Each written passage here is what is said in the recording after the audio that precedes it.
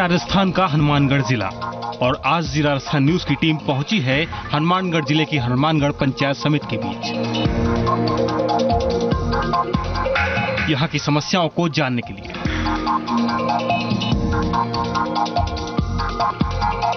हनुमानगढ़ पंचायत समिति में 33 ग्राम पंचायतें हैं और 405 गांव हैं। इस क्षेत्र में रहने वाले लोगों का मुख्य व्यवसाय कृषि है। हनुमानगढ़ पंचायत समिति क्षेत्र के गांव वैसे तो विकसित हैं, लेकिन इस क्षेत्र में बुनियादी जरूरतें पूरी न हो पाने की वजह से यहां के लोग परेशान हैं। यहां पानी की बड़ी समस्या है। खेतों में सिंचाई के लिए पानी की भी बहुत किल्लत है। सड़कों की हालत भी बेहद खराब है। बिजली की भी क्षेत्र में बहुत बड़ी समस्या है। ये सब दिक्कतें एक क्षेत्र के विकास में बड़ी बाधा बन रहे हैं।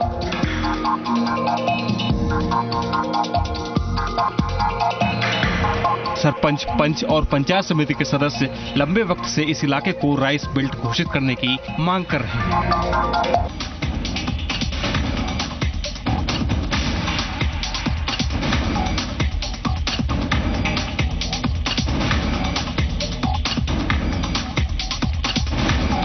इन्हीं समस्याओं पर चर्चा करने के लिए इस क्षेत्र के लोग आज इकट्ठा हुए हैं। देखते हैं आज की ग्राम पंचायत में इनकी कितनी समस्याओं को सुना गया।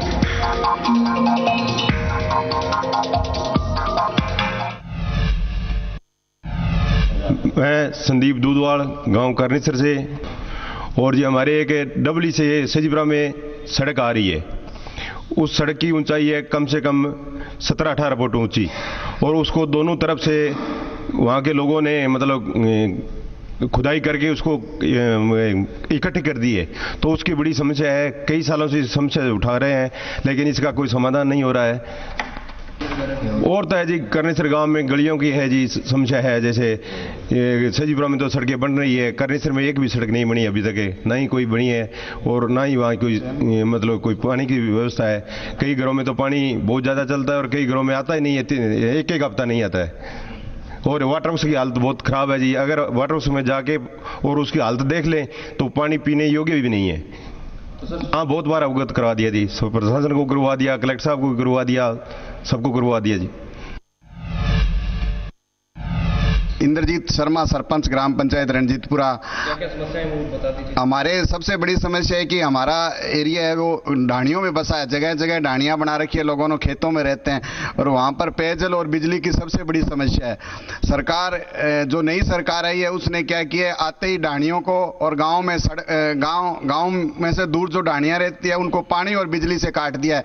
न तो वो सरपंचों को NOC दे रहे हैं पानी की पाइपलाइन डालने के लिए, और न ही उनका खुद का डिपार्टमेंट कोई पाइप डाल रहा है। तो इसलिए वहां की पेयजल की इतनी समस्या है, लोगों को टैंकरों से 500 रुपए का एक टैंकर देकर पानी लाना पड़ता है। ये सबसे बड़ी समस्या है इस एरिया में। और हमारा एरिया सेम से ग्रसित एरिया है, यहाँ के पानी पीने लायक नहीं है। यहाँ की डिग्गियां पानी भरी हुई है, इतना गंदा पानी है कोई पी भी नहीं सकता आदमी। और यहाँ फिल्टर प्लांट है, वो कभी सफाई नहीं होते, खराब पड़े हैं फिल्टर प्लांट सारे के सारे।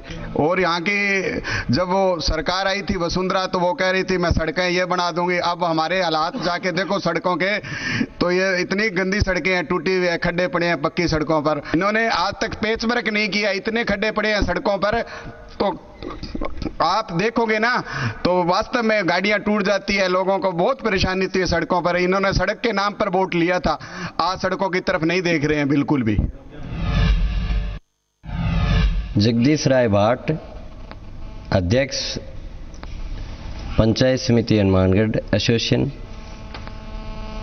गांव में विशेष करके गरीब लोगों की जो समस्या है वो खाद्य सुरक्षा की है। खाद्य सुरक्षा में जिन व्यक्तियों के पात्र पेंशन बंधी हुई है 2013 तक खाद्य सुरक्षा में उनको कणक दी जाती है। 2013 के बाद में जब 16 चल रहा है, अभी तक 3 साल में जिनकी वृद्धा पेंशन बंधी, उन व्यक्तियों को कणक का लाभ नहीं दिया जा रहा है।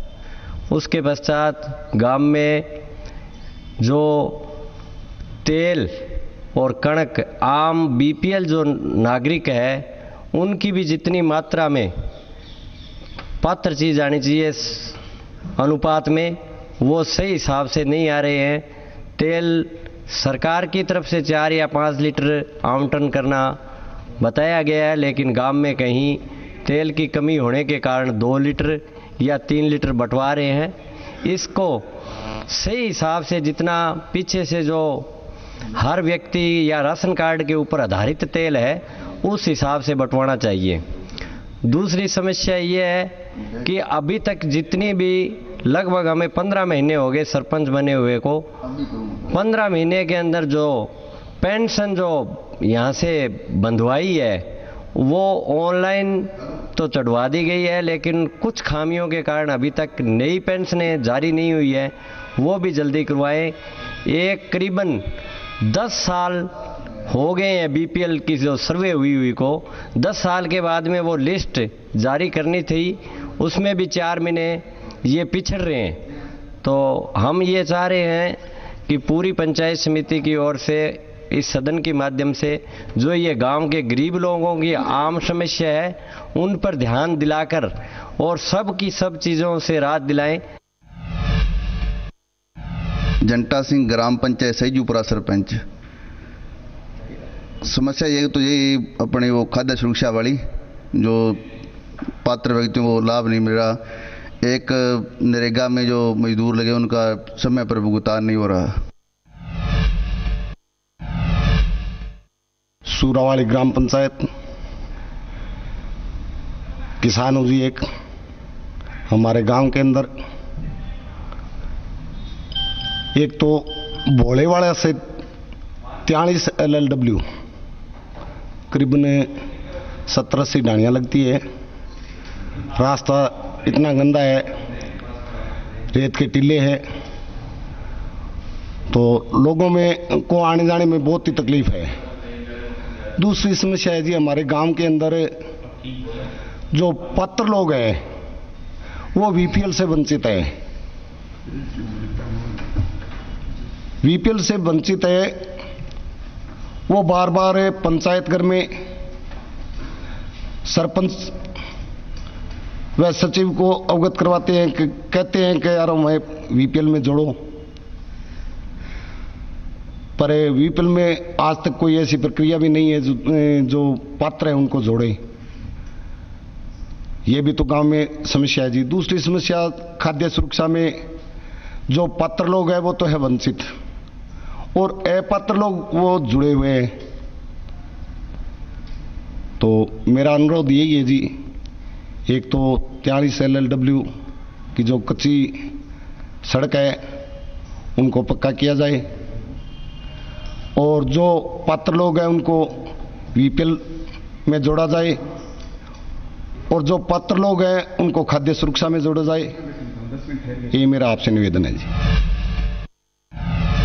खाद्य सुरक्षा है, ये सबके सरपंचों का और का सबका सिर का दर्द बनी हुई है, क्योंकि इन्होंने क्या किया है कि जो पात्र लोग हैं उनको तो नाम हटा दिए हैं, जो अपात्र लोग हैं वो अभी खाद्य सुरक्षा में जुड़े हैं। अशोक गहलोत के टाइम जो जिन्होंने 100 दिन की नरेगा में पूरे किए थे उन लोगों को इन्होंने 100 दिन के उनको गेहूं देना चालू किया था, और आज उनके नाम हटा दिए गए इस सरकार द्वारा। उसके अलावा एक आप सोच सकते हो कि एक आदमी 1 महीने में 5 किलो अनाज से काम चला सकता है क्या? बिल्कुल नहीं चला सकता। ये मंत्री है या सीएम है, कोई 5 किलो अनाज खाता है क्या महीने में? 1 किलो, 1 महीने में, 1 दिन में ये 5 किलो अनाज खाते हैं, और गरीब को 1 महीने में ये 5 किलो अनाज देते हैं। बिल्कुल काम नहीं चलता। इनका 25 किलो और 30 किलो अनाज दिया जाता था पहले 1 रुपए किलो में, आज इन्होंने रेट भी बढ़ा दिया और अनाज भी कम कर दिया। हमारी सरकार से ये निवेदन है कि वो वापिस उसी स्थिति में अंत्योदय, अन्नपूर्णा और आपके आस्था और बीपीएल, स्टेट बीपीएल को 35 किलो और अदर को वो 25 किलो 1 रुपए पर किया जाए और गरीबों का भला करें। मेरा मानना है कि गांवों को जब तक सुदृढ़ नहीं किया जाएगा तब तक आम आदमी सुदृढ़ नहीं हो सकता। पंचायती राज को सुदृढ़ नहीं किया जाएगा तब तक सुदृढ़ता किसी प्रकार से नहीं आ सकती। कानून की व्यवस्था की स्थिति बड़ी लचर है। ऐसी महिलाओं के साथ, ऐसी बच्चियों के साथ काफ़ी बलात्कार हो रहे हैं जिसकी कोई जवाबदेही नहीं है, और किसी प्रकार से जैसे कोई भी किसी के खिलाफ अपराध हो उसकी कोई जवाबदेही नहीं है, ना ही आज तक कोई रिजल्ट है इस चीज़ का किसी प्रकार। बिल्कुल मैं ऊपर तक पहुंचाऊंगा, और मैं हमारे प्रदेश अध्यक्ष और जितने भी मुख्यमंत्री जी उनके पास भी मैं लेटर भेजूंगा कि इस प्रकार से आगे विधानसभा में जो हमारे विपक्ष के नेता हैं उनसे कहूँगा विधानसभा में ये मुद्दा उठाए, जिससे कि जागरूकता आ सके और ये आंख नीचे जो गवर्नमेंट बैठी है ये अपनी आंखें खोल सके।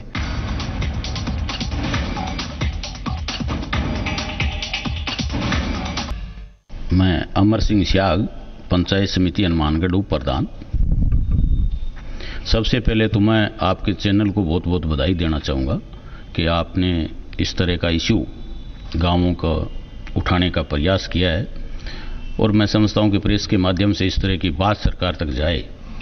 विषय पंचायती राज के जितने भी हैं सब के सब हमारे सरपंचों ने उठाए हैं, पंचायत समिति प्रधान जयदेव जी ने उठाए हैं। मेन जो होता है सरकार का काम करने का जो सिस्टम तरीका, मैं समझता हूं कि एक तो सबसे ज़्यादा त्रिस्तरीय जो व्यवस्था है पंचायती राज की, सरपंच, पंचायत समिति और जिला परिषद, उनके कोऑर्डिनेशन में, हालांकि ऐसा नहीं है कि कोई पंचायत समिति में कोई पावर नहीं है या जिला परिषद में कोई पावर नहीं है, लेकिन हमारे जो एक व्यवस्था बनी हुई थी पहले एक दूसरे के पूरक, जैसे सरपंच प्रधान चुनते थे, वार्ड पंच सरपंच मिलकर प्रधान चुनते थे, और सरपंच आगे प्रधान और सरपंच प्रमुख चुनते थे। उनमें एक कोऑर्डिनेशन था, एक चैनल था। अब उस चैनल में डायरेक्टर, चाहे वो पंचायत समिति है चाहे वो जिला परिषद है, अपने आप को इग्नोर समझता है। उसका मेन कारण है कि एक परंपरा सी पड़ी हुई है कि सरपंच गांव का जो विकास करने का जो राइट है या अधिकार है वो सरपंच को है। हालांकि ऐसा नहीं है, लेकिन वो एक परंपरा, एक सिस्टम बना हुआ है। पंचायत समिति की कमेटियां बड़ी मजबूत कमेटियां हैं, और उनके माध्यम से पंचायती राज में पंचायतों का जो मैनेजमेंट है वो बड़े अच्छे तरीके से देख सकते हैं। पर वो जागरूकता होनी चाहिए, वो जागरूकता नहीं है, और एक कोऑर्डिनेशन नहीं है। कोऑर्डिनेशन की समस्या हर डिपार्टमेंट की, एग्जाम्पल के तौर पे पीएचडी डिपार्टमेंट के लिए हम पंचायती राज से पैसा देते हैं और उनसे हमें परमिशन लेनी पड़ती है, और वो हमें टेक्निकल जानकारी भी देना उचित नहीं समझते, जबकि टेक्निकल रूप से पीएचडी के जो टेक्निकल लोग हैं, अगर पंचायती राज वहां पैसा लगाता है तो टेक्निकल जानकारी उनको देनी चाहिए।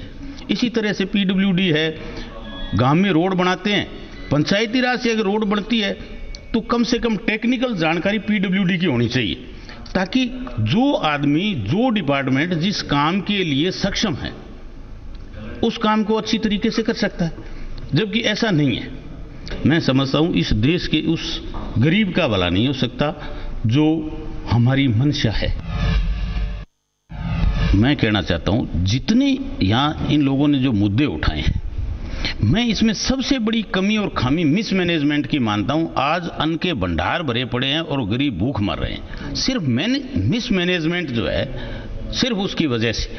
अगर ये बचत करके, ये भी मान ले, अगर बचत करके कहीं वेलफेयर के काम में से पैसा काट करके अगर कोई कहीं इंफ्रास्ट्रक्चर खड़ा कर रहे हैं या कोई समाज के लिए दूसरा कोई हित का काम कर रहे हो तो फिर तो सोचा जा सकता है। लेकिन आज हालात ये है कि गोदामों में अन्न सड़ रहा है।